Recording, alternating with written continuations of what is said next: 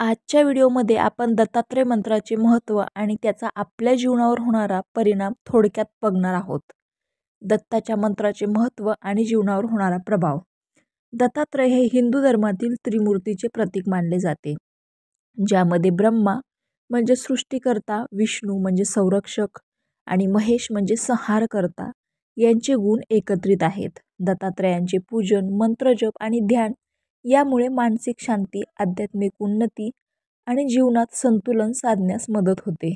दत्तात्रय मंत्राचे महत्त्व. सर्वात पहिलं, शांती आणि मानसिक स्थैर्य. दत्तात्रयाच्या मंत्राचा नियमित जप मनाला शांत ठेवतो आणि तणाव, चिंता दूर करण्यास मदत करतो. 2. आध्यात्मिक प्रगती. मंत्रजपामुळे आत्मशुद्धी आणि आत्मज्ञान प्राप्त होण्याचा मार्ग सुकर आणि सुलभ होतो. 3. संकटावर मात करण्याची शक्ती. दत्तात्रय हे सर्व समस्यांचे समाधानकर्ते मानले जातात. त्यांच्या मंत्राचा जप संकटावर मात करण्याची शक्ती प्रदान करतो. 4. सकारात्मकता. या मंत्रजपामुळे मन आणि वातावरण सकारात्मक ऊर्जा निर्माण करते, ज्यामुळे जीवनात आनंद आणि समाधान येते.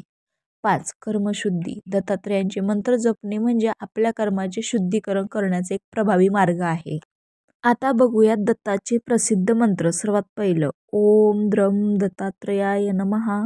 मनाला स्थैर्य आणि आत्मविश्वास देणारा हा मंत्र आहे. 2. दिगंबरा दिगंबरा श्रीपाद वल्लभ दिगंबरा. जीवनातील अडीअडचणी दूर करण्यासाठी जपला जाणारा हा मंत्र आहे. तिसरा मंत्र, ओम त्र्यंबकाय द्विवेदियाय त्रिनेत्राय नमः.